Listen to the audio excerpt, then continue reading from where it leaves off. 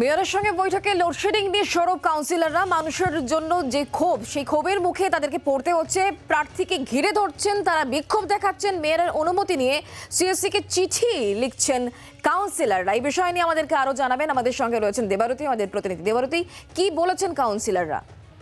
দেখো, আজকে mayor Firhad Hakim monthly অধিবেশনের পরে পাশেই একটি কলকাতা পুরসভার মূল ভবনের পাশে একটি হোটেলে কাউন্সিলরদের দলীয় একটি মিটিং ডাকেন আগামী ভোটকে কেন্দ্র করে। তখনই কলকাতার যারা কাউন্সিলররা রয়েছেন, মূলত সংযুক্ত এলাকার কাউন্সিলররা বেশি করে সোচ্চার হয়েছেন যে প্রার্থীকে নিয়ে যখন তারা প্রচারে বেরোচ্ছেন, বিভিন্ন জায়গায় এই প্রচন্ড গরমে লোডশেডিং এবং মানুষজন তাদের ক্ষোভ বিক্ষোভ দেখাচ্ছেন এবং প্রার্থীকে ঘিরে ধরে বিক্ষোভ দেখাচ্ছেন।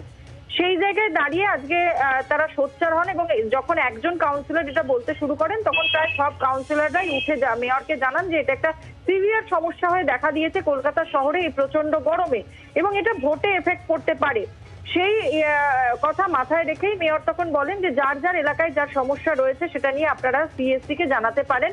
সেই সূত্রেই ইতিমধ্যেই তৃণমূল কংগ্রেসের পক্ষ থেকে মুখ্য সচেতক বাপ্পাদিত্য দাশগুপ্ত তিনি তার এলাকার সমস্যা এবং গোটা কলকাতার সমস্যা জানিয়ে সিএসসি কে একটি চিঠি লিখেছেন। সিএসসি সেই চিঠি রিসিভও করেছে এবং মেয়র নিজে জানিয়েছেন তিনি নিজেও এ বিষয়ে অত্যন্ত দ্রুত একটি লিখিত অভিযোগও করবেন এবং মৌখিকভাবেও তিনি এই বিষয়টাতে হস্তক্ষেপ করবেন। বাংলার আওয়াজ, বাঙালির আবেগ, জি 24 ঘন্টা।